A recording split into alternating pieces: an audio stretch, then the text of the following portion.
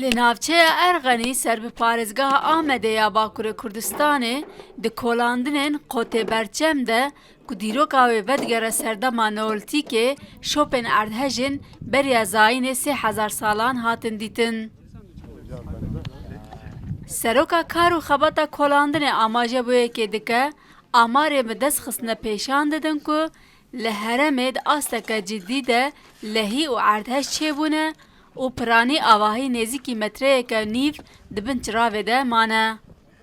Bölgemiz tabii yani burası. Ev der di playekêm a kembera erdhejê de ye. Ev avahiyên wêran bûne û hilweşîna dîwaran nîşanê didin ku wê demê erdhej zêde û berdewam çêbûne. Ji nû veçêkirina dîwaran jî yek ji nîşaneyên erdhejên zêde ne.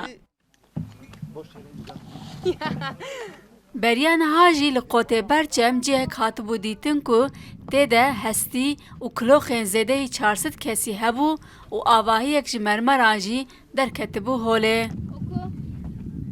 Tarihine ışıktan bir merkezdeyiz. Em li navendeka wiha kar dikin ku dîrokê zelal dike. Her cihekî ku em dikolin, em bi kelecan çaverê dikin, dêka çi derkeve. Her em li dû tiştên nû ne û gelek tiştan fêr dibin.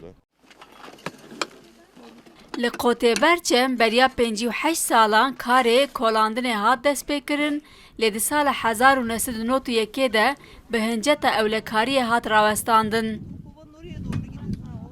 Her wiha beriya niha bi 7 salan careke din karê kolandinê dest pê kir û niha ev kar û xebat bi tîmeke 29 kesî berdewam in.